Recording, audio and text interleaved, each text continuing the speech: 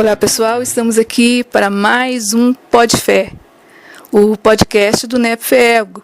E hoje, com muita alegria, nós estaremos com a presença de Marta Antunes Moura, Jacobson Santana Trovão, Weimar Muniz de Oliveira e Elzi Nascimento. Aqui é Elzita, um grande abraço a todos e a minha frase de hoje é: em tudo dai graças. Eu sou Jacobson, prazer estar aqui nesse encontro fraterno e a minha frase é: a boa mediunidade se forma lentamente, no estudo calmo, silencioso, recolhido, longe dos prazeres mundanos e do tumulto das paixões. Isso é de Leon Denis, no livro No Invisível. Meu nome é Marta e nós estamos aqui, né, na alegria desse encontro fraterno, de boas vibrações. E a minha frase é uma frase de João, do apóstolo João. Filhos, ou filhinhos, como ele falava, não acrediteis em todos os espíritos, mas verificai se eles são do Senhor. Eu sou Elzi Nascimento e quero dizer uma frase de Paulo, que ele disse a Efésios 5,14. Desperta, tu que dormes, levanta-te dentre os mortos e o Cristo te iluminará.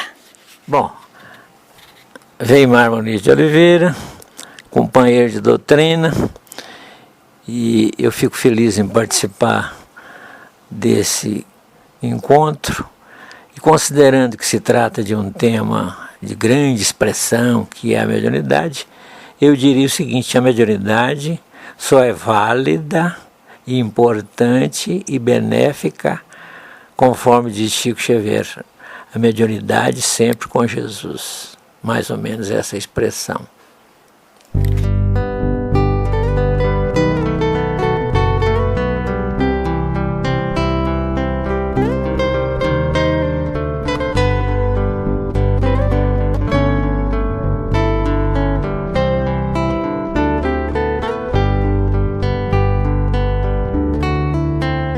Em verdade, eu vos digo que se eles se calarem, as pedras é que falarão. Vossos velhos terão sonhos, vossos jovens profetizarão. Em verdade, eu vos digo que se eles se calarem, as pedras é que falarão. Vossos velhos terão sonhos, vossos jovens profetizarão. Muito bem, então nós temos aqui conosco, conforme eu disse, Marta Antunes Moura, que é a coordenadora geral da área de mediunidade da Federação Espírita Brasileira. E, Marta, você que organizou estudo e prática de mediunidade desde a primeira edição, estamos acho que na terceira renovação, não é? O que você teria a dizer para os nossos ouvintes em relação a essa questão da frase que você citou? Filhinhos, não creais em todos os espíritos, verificai antes que são de Deus. O que eu tenho a dizer é o seguinte, porque essa frase nos faz interpretar que é preciso muita vigilância no trato com os espíritos encarnados e os espíritos desencarnados. Porque há espíritos que têm muitas informações para nos transmitir, mas eles nem sempre são espíritos bem intencionados. Não, daí a frase de João, o alerta, na verdade, de João: não creais em todos os espíritos. Porque existem espíritos mentirosos, mistificadores, enganadores, falsários, como existe aqui entre nós, pessoas deste tipo. Mas nós devemos ficar atentos se esses espíritos que vêm nos trazer instruções, orientações, informações, se eles estão agindo em nome do Senhor, se eles estão agindo em nome do bem, da verdade e do amor. Essa é a grande diferença. Muito bem, Jacobson. Espíritos que agem em nome do Senhor. Algumas dicas?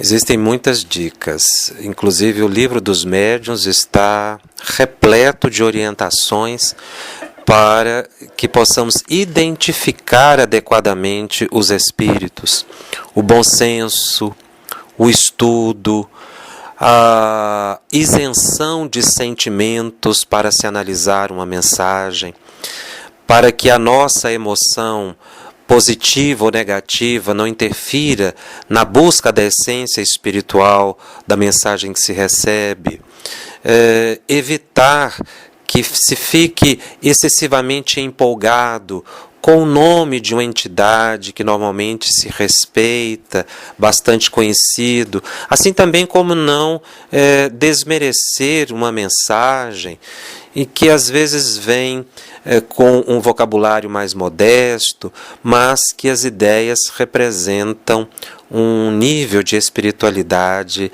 elevado. Nós temos que aprender a discernir, a interpretar o que os espíritos dizem, porque, segundo o próprio Kardec, os espíritos não nos falam como homens. Nessa condição, nós temos que buscar realmente a essência, não fazer uma interpretação literal, mas entender o que os espíritos estão querendo dizer.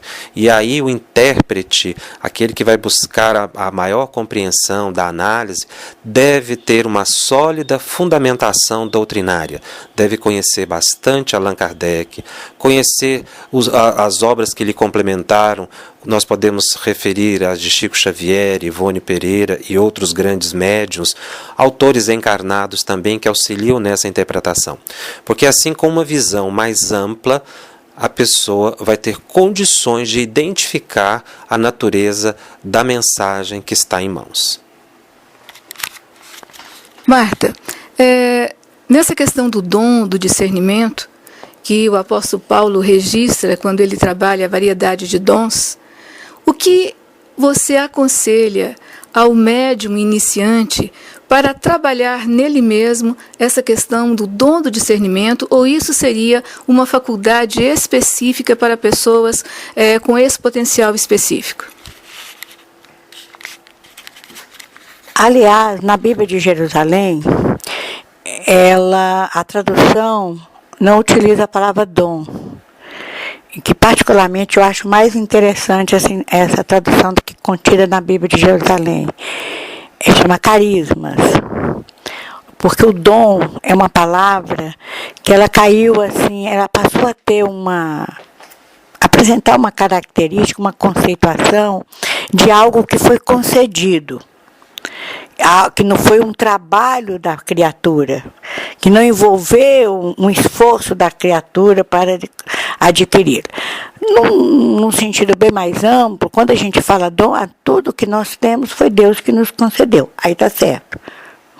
Mas no sentido específico, eu acho que a palavra carisma, tal como consta lá na Bíblia de Jerusalém, eu acho que Hermínio Miranda adotava essa palavra, diversidade dos carismas, como faculdades psíquicas.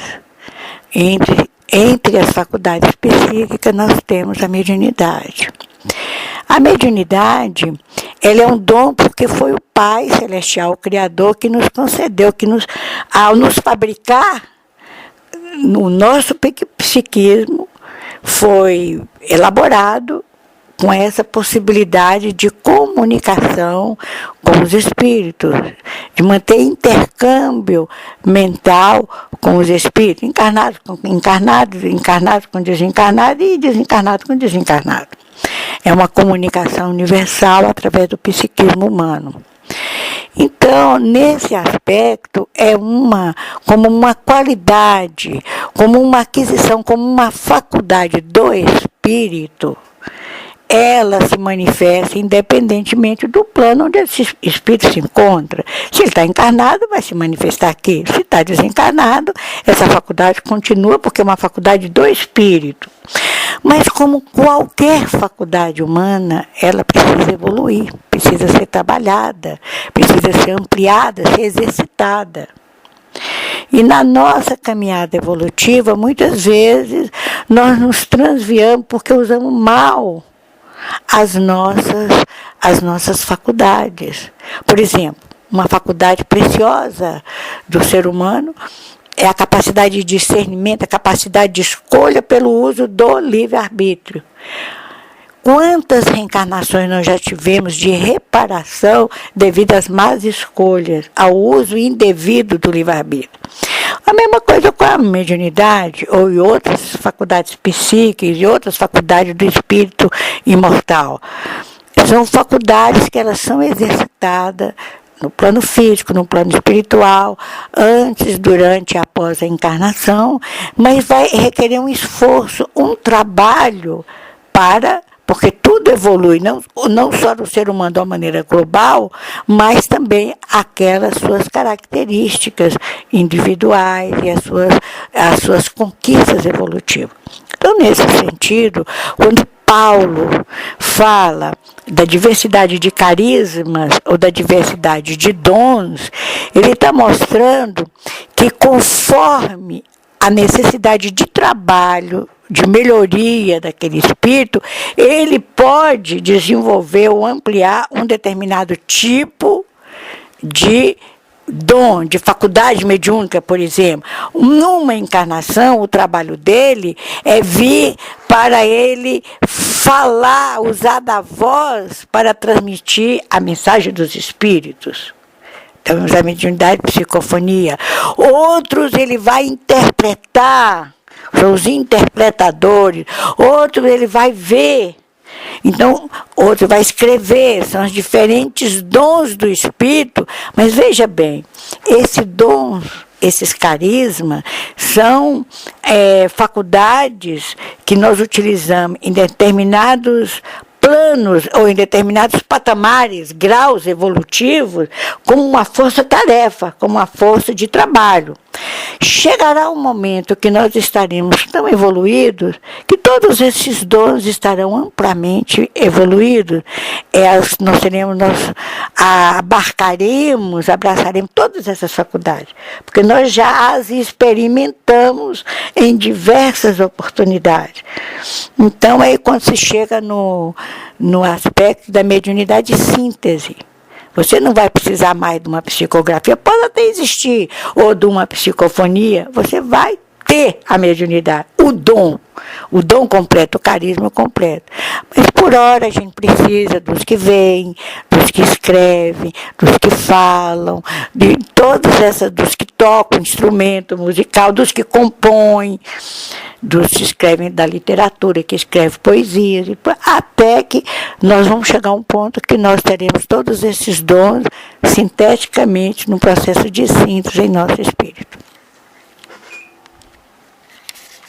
Interessante isso que você disse, e fazendo um link com a minha frase, que é desperta, tu que dormes, a necessidade do despertar para as verdades espirituais, para estes princípios da doutrina espírita, que se caracteriza principalmente pela mediunidade, que é a oportunidade de interação entre planos tão diferentes, né? Gostaria que você falasse um pouco mais sobre isso. Se nós formos ver a raiz etimológica da palavra mediunidade, a palavra mediunidade ou médio vem de meio, significa meio. Então, a mediunidade é um meio, é um instrumento de progresso. É um instrumento de progresso. Então, mas nós só a usaremos como verdadeiro instrumento ou meio de progresso quando nós estivermos despertados, acordados para o significado e para a transcendência dessa faculdade. Enquanto nós estivermos assim como alguém que opera uma máquina, que produz um resultado lá na frente, ela não é instrumento de progresso, porque o instrumento de progresso é aquele que transforma o ser para melhor. Então, esse instrumento sendo aplicado para a aquisição de valores morais, intelectuais, para a melhoria espiritual do ser, é um dos instrumentos de aperfeiçoamento do ser humano, concedido por Deus. Então, quando nós falamos, no início, citamos a frase de João, do apóstolo João, antes verifique se os espíritos vêm em nome do Senhor, porque os espíritos que vêm em nome do Senhor, e o médium entende isso, ele despertou-se para uma realidade transcendente, que ele não é apenas um aparelho, entre aspas. Ele ouve, ele é intérprete dos mensageiros da vida. Os espíritos do Senhor, eles promovem o bem, eles fazem o bem, eles falam do bem. Então, há uma diferença muito grande nisso aí. Então, aí, nessa situação, o médium está numa situação, acordou. Ele está acordado para a realidade da vida.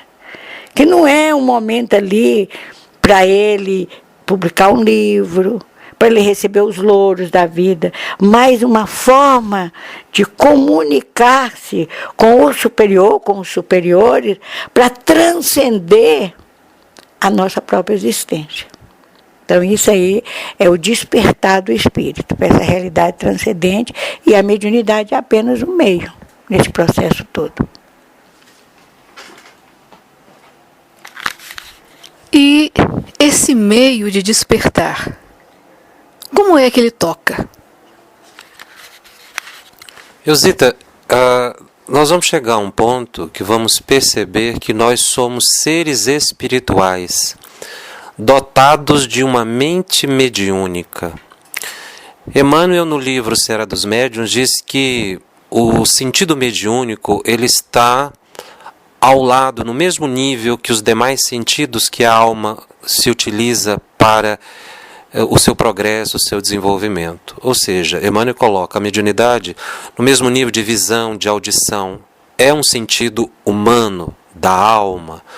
Por isso que Marta colocou agora há pouco que isso te acompanha no plano físico ou no plano extrafísico. E nós somos continuamente afetados pelo mundo espiritual que nos rodeia. Na verdade, quando nós falamos mundo material e mundo espiritual, o próprio Allan Kardec diz que isso é uma expressão didática.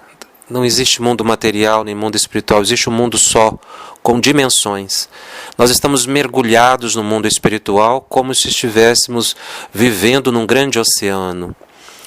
E dotados dessa mente mediúnica, nós estamos continuamente relacionando com o ambiente em que nós estamos, com as pessoas com quem nós convivemos psiquicamente, convivendo fisicamente e, obviamente, permutando pensamentos e emoções. E também com os desencarnados que nos rodeiam de todos os níveis. Então, como é que a gente não percebe isso? Por falta de atenção, por falta de amadurecimento espiritual, pela condição evolutiva do próprio indivíduo. Mas isso é compreensível porque os nossos sentidos também funcionam de forma automática e a gente não presta muito atenção. Você só presta atenção no seu tato, por exemplo, quando algo lhe chama a observação. Por exemplo, você encosta a mão na superfície quente, você tira a mão antes de perceber que queimou. Obviamente que esse funcionamento automático, né, ele representa uma proteção para o organismo. Você não pode dizer assim, eu vou deixar de ouvir, eu vou deixar de ver. Isso é impossível, porque o nosso campo, inclusive o campo auditivo, o campo visual, ele é muito mais amplo do que aquilo que a gente observa prioritariamente. Então a questão dos nossos sentidos, ele funciona por atenção. Eu ouço prioritariamente algo que eu presto atenção. Eu vejo prioritariamente algo que me chama a atenção. A mediunidade é a mesma coisa. Nós não somos acostumados a pensar no que pensamos. Nós não prestamos atenção no que nos vem à mente. Então nós não discernimos pensamentos, porque nós acreditamos que tudo é pura cerebração. Isso não existe. Na verdade, a nossa mente se expande e entra em contato com outras mentes ou outros ambientes. Então, nós somos continuamente afetados. Até que algo nos chama a atenção. Por exemplo, um processo obsessivo. Ou então, quando uma pessoa que não seja espírita vê que a vida está tão transtornada, busca todo o auxílio médico, psicológico, e não tem nada que se possa diagnosticar, não. Então eu vou para a igreja fazer uma oração, vou pedir para um pastor me fazer uma bênção, porque ele sabe que tem algo metafísico que está afetando. Então, normalmente, o leigo só é chamado a atenção quando algo lhe vulnera especialmente os sentidos. Eu dei exemplo da obsessão, mas também existem as intuições.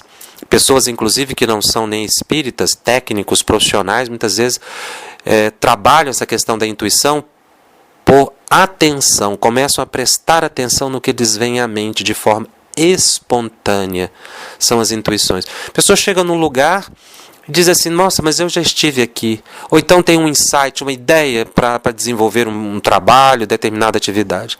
São processos psíquicos que vão além da pura cerebração, ou seja, é a mente mediúnica que está em contato com o plano espiritual permanentemente que vai filtrando. Nós vamos chegar a um tempo que, como a Marta disse, a mediunidade básica é a intuição. Nós vamos ser plenos na percepção do mundo espiritual. Emmanuel, no livro Roteiro, chama isso de superconsciência. Muitos de nós ainda não chegou nem ao nível da consciência. Mas nós vamos chegar num nível, por exemplo, de Chico Xavier, Ivone Pereira, que já tinha uma noção plena do mundo espiritual, que seria o nível de superconsciência, que é o que o Emmanuel chama no livro Roteiro. E uma das definições de inteligência é a capacidade de perceber detalhes. Olha como é fantástico você já ser despertado para inúmeros estímulos que existem à sua volta e que você tem que estar inteirado neles, porque nós não podemos ter uma visão linear, nós temos que ter uma visão panorâmica, desde que a nossa vida é realmente uma teia. O que nós fazemos repercute e nós nem imaginamos em que distância, em que dimensão. Então é muito bom lembrar que nós somos seres emocionais, mas nós somos espíritos. E por isso essa ligação, essa facilidade, essa percepção, muitas vezes até negada pela própria pessoa, mas vem em forma de intuição, de inspiração, esse contato, essa interação com o mundo espiritual, que é a verdadeira vida. Nesse aspecto é que nós temos que despertar as pessoas para quererem entrar neste assunto com coragem e com determinação, porque é realmente a meta de cada um de nós. Muito interessante o que a Eusi falou, muito interessante mesmo, que complementa e enriquece também as ideias que o Jacobson nos trouxe, é que a gente reportando o Evangelho, essa visão que você falou em teia, essa visão panorâmica, é que quando Cristo nos fala, ouça quem tem ouvidos para ouvir, ou veja quem tem olhos para ver, ele está chamando a atenção para a gente não ficar preso à parte. Porque nós desenvolvemos ao longo da jornada evolutiva aprendizado das partes. Até que nós vamos chegar um momento que nós vamos ter uma ideia da síntese, do conjunto, que é essa visão panorâmica, essa visão em teia sistêmica, que você não, de uma vez só você percebe tudo. Então, é nesse aspecto que a mediunidade, como uma percepção, como André Luiz sintetiza, a mediunidade é percepção espiritual, em que você vê as partes, mas você vê o todo. Você não vê só uma coisa isolada. Você sabe, por exemplo, essa parede aqui, onde que nós estamos nesse cômodo. Essa parede é formada de tijolos. Nós não estamos vendo os tijolos porque tem a massa e tem a pintura. Mas nós sabemos que aí tem tijolos, que são as unidades. Nós estamos vendo o quê? O conjunto, a parede. Então, essa é a visão que a mediunidade, aquela mediunidade mais sublimada, aquela mediunidade que não vê diferença de planos evolutivos, porque, como foi dito aqui, a vida é uma só. A vida é uma só. Aqui no plano espiritual, em regiões celestiais, é uma só. Então, nós vamos chegar a um ponto, nós chegaremos até a este momento, essa é a nossa destinação, nós estamos caminhando. Mas, por enquanto, nós precisamos assimilar as partes. Cada encarnação, cada experiência no plano espiritual são oportunidades de aprendizado, de reparação, para nós ir construindo esse nosso todo, essa nossa visão panorâmica da vida. Bom, e com base nessa questão da visão panorâmica, nós podemos dizer duas coisas. Mediunidade é duplicata vencida em cartório ou é misericórdia do alto a nosso favor para um despertar mais rápido? É sempre misericórdia. É por isso que é um instrumento de melhoria espiritual concedido por Deus. Jamais duplicada vencida. Então, a mediunidade é sempre um ato de misericórdia divina. Sempre hoje e sempre será aí. Porque nos dá um instrumento precioso que nós não vamos trabalhar só a nossa mão, só o nosso corpo físico, os nossos sentidos. Nós temos que trabalhar os nossos sentidos extracorpóreos. Né? Então é extrasensorial, e quando nós começamos a trabalhar a parte extrasensorial, nós estamos trabalhando a alma, o ser imortal que sobrevive à morte do corpo físico. Então, com isso, nós estamos recebendo a graça, no sentido de graça, no sentido de misericórdia divina, que nos impulsiona ao progresso.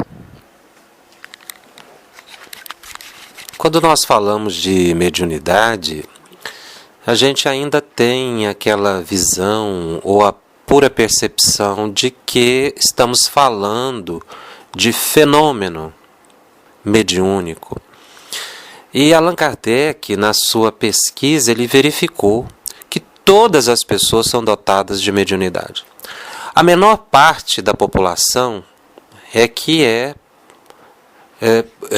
capaz, digamos assim, pelas suas condições psíquicas, de produção de fenômenos patentes, em que você pode identificar o espírito na psicografia, psicofonia, evidência, enfim. Mas a maior parte da população é dotada de uma mente mediúnica, da qual ele não tem consciência dela. Então nós precisamos, no que Marta colocou, ampliar, modificar a visão do estudo da mediunidade para aprendermos a viver mediunicamente e não nos vestirmos de médium meia hora antes de ir para a reunião mediúnica. Todas as pessoas precisam conhecer a fundo mediunidade para que possam aprender a conviver com esse sentido que lhe afeta profundamente sem que ele tenha essa noção. Um outro aspecto que vocês não estão me fazendo lembrar é em relação ao Evangelho. Aí a gente lembra da parábola do bom samaritano, por exemplo, uma delas. A parábola do bom samaritano, o levita, o sacerdote, as pessoas passaram na estrada e viu aquele homem caído, machucado, ferido, que foi assaltado e machucado pelos bandidos. Mas nenhum deles teve compaixão.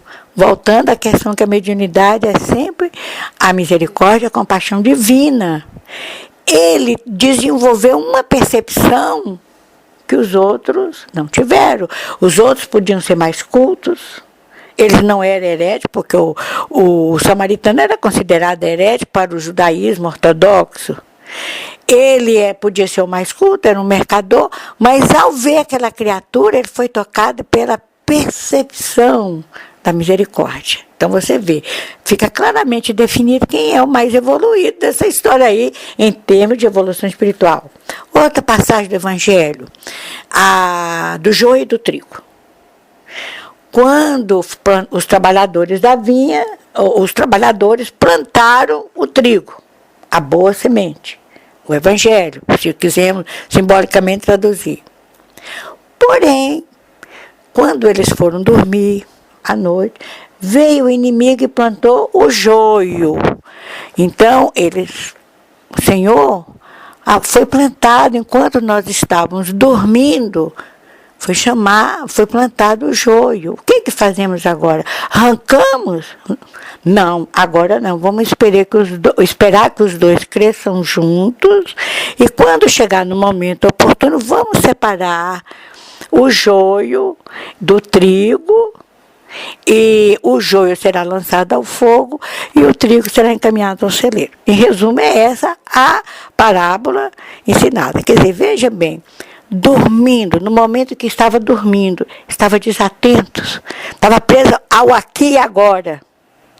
Por que nós somos enganados? A mediunidade, como misericórdia divina, é um instrumento de progresso, mesmo que a pessoa esteja dormindo fisicamente falando, o espírito está sempre desperto, para que o inimigo, aquele que é contrário ao processo de evolução espiritual, aquele que é contrário à semeadura da palavra, em outras palavras, do Evangelho, não plante o joio. Mas o joio vai ficar juntos em feixe e será jogado ao fogo das reencarnações, dos aprendizados, das melhorias, o fogo da depuração. E o outro vai para o celeiro divino, quer dizer, o espírito continua na sua camada. Qualquer parábola, a parábola do semeador, que jogou a semente na beira da estrada, jogou entre as pedras, todas as parábolas do Evangelho, você vê essa conotação da misericórdia divina como que nos concede instrumento e oportunidade de crescimento espiritual. Quando a palavra é jogada no meio da estrada, quem é que se aproveita disso? Os animais da criação, as aves que vêm do céu e comem. Então, aqui jogada no meio dos espinhos, o espinheiro cresce e abafa. Alguma pessoa aprendeu um pouco, mas não sabe tudo. Ora, os processos reencarnatórios, você aprendeu um pouquinho naquela encarnação. Quando a semente, no caso do semeador, foi jogada, antes foi no meio dos espinheiros, depois no solo pedregoso, veio o solo inclemente, e esturricou as raízes, mas cresceu um pouquinho, podia aprender um pouquinho as coisas do mundo, os atrativos do mundo, os espinhos não deixaram crescer.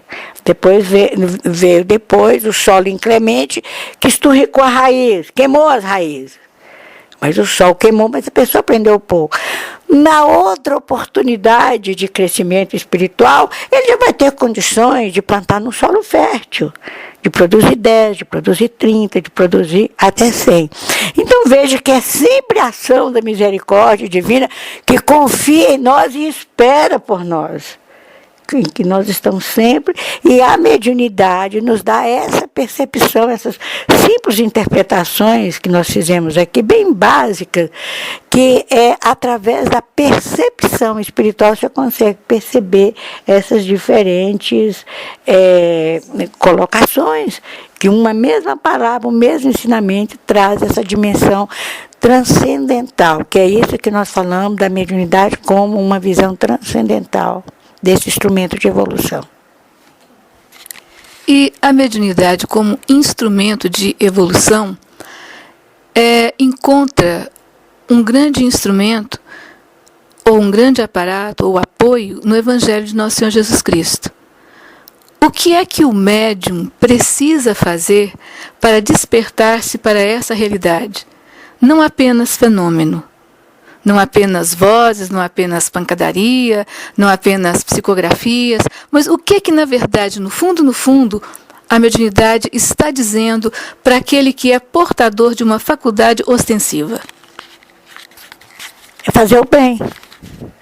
O bem é causa, é remédio, é cura, é tudo.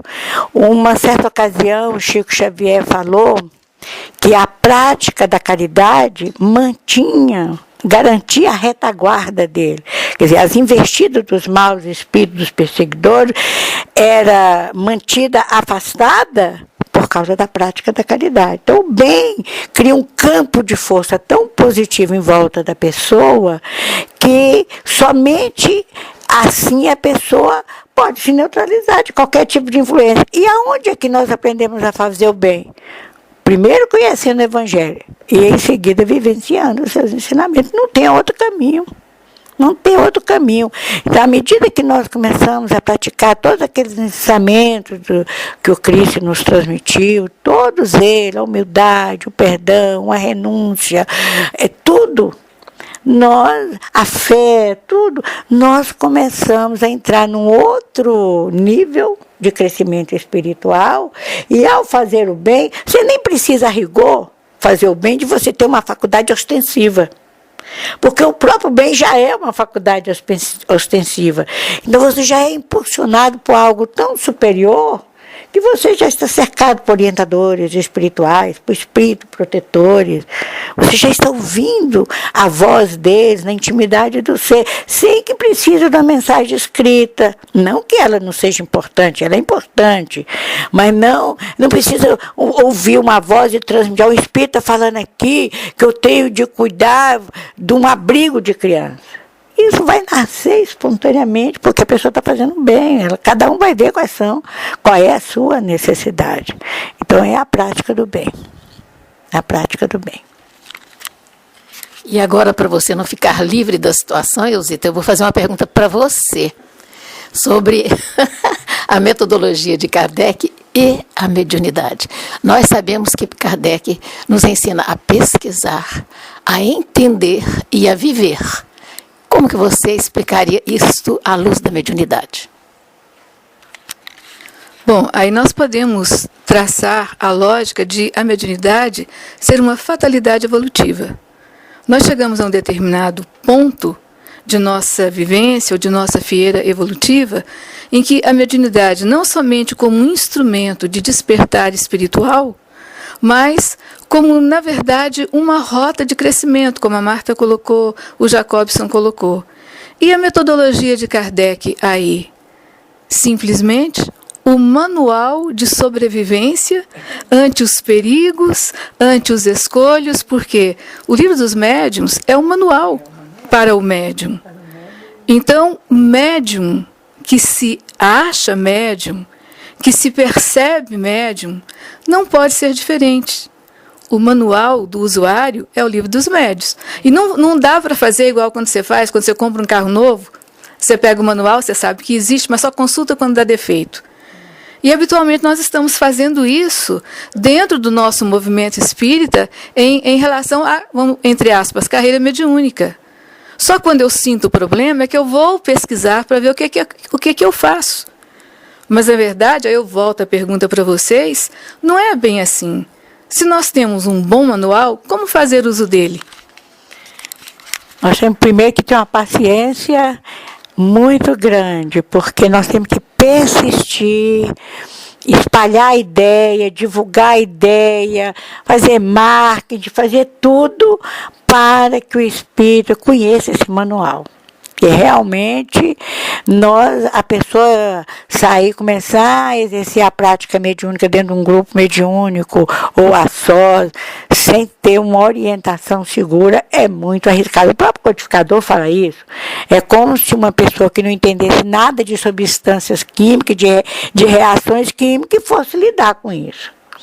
Então, nós temos que insistir, a Casa Espírita tem esse compromisso, não só um compromisso doutrinário propriamente dito, mas é um compromisso moral, que os seus frequentadores, que estudem, que conheçam. E não é fácil estudar esse manual. Então, nós precisamos, dentro da Casa Espírita, dar condições, disponibilizar condições para que os frequentadores, os participantes, em conjunto, aprendam a estudar esse manual chamado O Livro dos Médiuns. Essa questão que Marta colocou sobre método é muito interessante, porque a gente costuma dizer assim que o médium, em geral, não gosta de estudar. É até uma questão da nossa cultura, né? O brasileiro realmente tem essa dificuldade, talvez até de acesso a livros. Mas também existe um outro fenômeno social, digamos assim, que seria o caso dos alfabetizados analfabetos, não é? Ou seja, aquelas pessoas que estão alfabetizadas, mas têm uma dificuldade de interpretação, de leitura. Então, como levar o estudo para o adulto, esse é um desafio que o Centro Espírita precisa enfrentar. Normalmente nós estudamos a pedagogia, os evangelizadores da infância, de juventude, buscam um aparelhamento apropriado para suas atividades. Mas pouco nós fazemos para o estudo da chamada andragogia, ou seja, o estudo, o método de ensino para o adulto. É diferente. Então você pega uma pessoa que já está numa certa idade, trabalhou o dia todo, coloca numa cadeira, num banco desconfortável, uma luz de pouca condição de leitura, um texto na mão com letras muito pequenas, ou então coloca um data show que hoje está muito acessível, mas com textos longos e que fica lendo aquilo ali e a pessoa já está cansada. Aí depois você fala assim, não, o médium não gosta de estudar. Então, na verdade, nós não estamos criando condições para que a pessoa possa aprender. Porque aprender não é ter muito conteúdo, é saber utilizar aquilo que tem condições de aprender. O aprendizado a gente avalia pela colocação no dia a dia de certos conceitos, a elaboração, a vivência. Então, o estudo para o adulto deve considerar o conhecimento que a pessoa já tem, deve considerar aquilo que a bagagem de vida, de experiência, deve ser um estudo dialogado, onde se retire das pessoas as informações e aí coloque muitas pessoas, o médium analfabeto, aquele que não sabe ler, como é que vai estudar? Existem métodos excelentes, o diálogo, a conversa. Você pergunta para uma pessoa, por exemplo, fale a sua experiência sobre vidência, para uma pessoa já na terceira idade, ela vai contar coisas riquíssimas ali da sua experiência mediúnica e você pode ir colocando conceitos doutrinários que vai enriquecendo o seu conhecimento. Então, eu acho que há um desafio para fixação do trabalhador da mediunidade no campo do estudo, que é adequar o estudo à capacidade do grupo, à possibilidade de percepção. Às vezes a gente não olha adequadamente o grupo com quem a gente está trabalhando. A gente imagina dar uma aula e isso está superado em termos de estudo para adulto. Um grande educador brasileiro, Paulo Freire, ele dizia que a gente precisava contextualizar o assunto à realidade daquele grupo. Então, por exemplo, como é que você vai falar de mediunidade? São assuntos assim que as próprias pessoas muito intelectualizadas têm dificuldade para aprender. Um grupo de pessoas simples ou pessoas que têm, mesmo pessoas que têm formação superior, às vezes não percebe. Então, você tem que trazer aquele assunto ao cotidiano daquela pessoa, que é a proposta do Evangelho. O Cristo falava de pescadores, de peixes, de mercadores, de fariseus, de tudo. Ele era numa linguagem, ele transmitia os ensinamentos do Evangelho numa linguagem que qualquer pessoa, até uma criança, poderia entender. Então, esse é o nosso grande equívoco, e creio eu que não só nos cursos, nos estudos da mediunidade, mas no estudo espírita, de uma maneira geral, no ensino espírita, na casa espírita. Porque eu vi uma explicação de uma pessoa falando sobre uma parábola. Foi extremamente cansativo. É difícil a gente achar que uma interpretação de uma parábola é cansativa. É a parte mais agradável do Evangelho, é justamente aquelas histórias. Mas a pessoa se perder, ela gastou meia hora para mostrar o significado etimológico da palavra lá, no meio dos judeus, desceu, não sei o que lá, de Jerusalém para não sei o que. Então, o conteúdo moral, muitas pessoas estavam dormindo. E uma pena, que era uma passagem linda, que era na caminho de Emaús, na estrada de Emaús. Eu fiquei muito chocada com aquilo. Então, nós temos, o nosso desafio na Casa Espírita é fazer que o ensino, que o estudo, seja agradável. no contexto daquele grupo, da realidade que aquelas pessoas vivem, convivem. Isso é fundamental para que você possa transmitir os maiores ensinamentos numa linguagem muito simples, no nível do entendimento da outra. Porque realmente essas longas preleções, isso é muito cansativo. A pessoa dorme, a pessoa se não dorme por educação, ela se desliga. Ela pensa em qualquer coisa, mas menos naquele assunto que está ali. E o livro dos médiuns, como ele trata de assuntos que fala muito da mente, do perispírito, das ligações as ligações extrafísicas, a vida no além-túmulo. Então, o que acontece? A pessoa termina se interessando mais pelo fenômeno. É mais importante ele ver como é que tira um tumor do cérebro de uma pessoa numa cirurgia, que por sinal é um fenômeno mesmo, do que ela chegar lá e assistir um estudo que fala como é que se forma o médico, qual a necessidade do médio, a influência moral do médio, porque nós ainda não estamos sabendo adequar, nós somos muitos teóricos, nós precisamos trazer mais para a prática essas orientações teóricas. Eu acho que é o que está a deficiência, ou melhor, o nosso desafio é esse, é saber contextualizar, tornar agradável.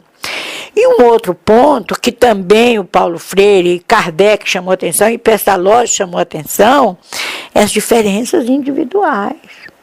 Nós, às vezes, preparamos uma palestra, um estudo, como se todo mundo tivesse no mesmo nível intelectual, na mesma idade física, biológica, tudo. Não.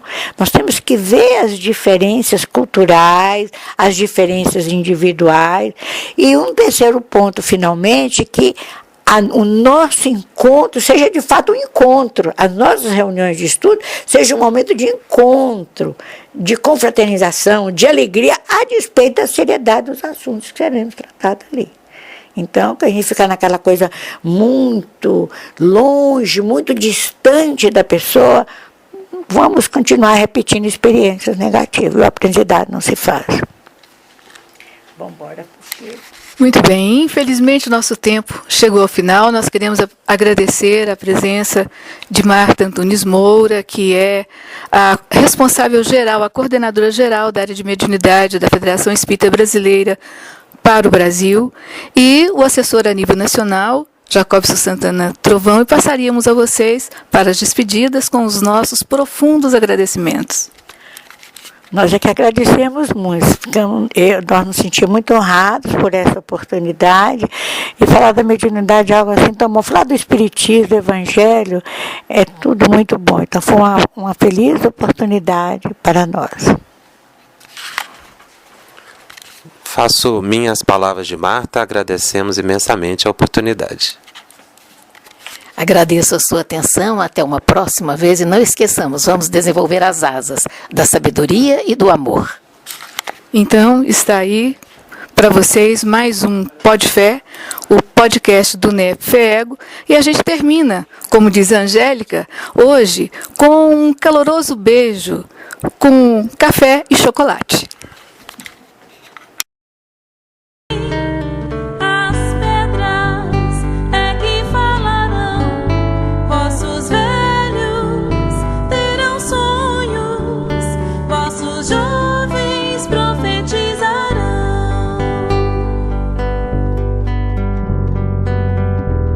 Cajado de Moisés, o manto de Elias, escada de Jacó, as visões de Jeremias, hoje médiuns, antes profetas, faculdades não mais ocultas. Quantos falam, quantos sentem, quantos ouvem, quantas línguas. Em verdade, eu vos digo que se eles se calarem, as pedras é que falarão. Vossos velhos terão sonhos, vossos